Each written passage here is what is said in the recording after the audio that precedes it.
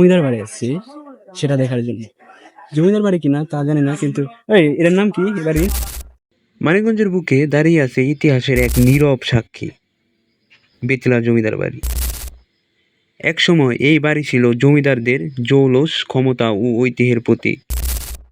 দূর দূরান্ত থেকে মানুষ এখানে বিভিন্ন কাজে আসতেন।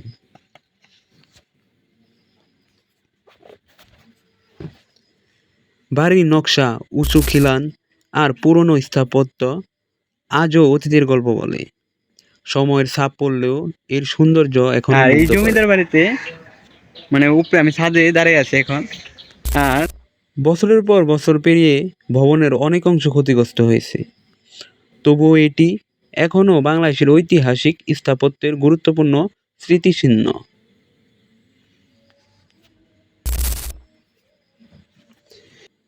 বেতিলা জমিদার বাড়ি শুধু একটি পুরনো ভবন নয়, এটি আমাদের ইতিহাস ও সংস্কৃতির অংশ, এবং এমন ঐতিহ্য সংরক্ষণ করা আমাদের সবার দায়িত্ব।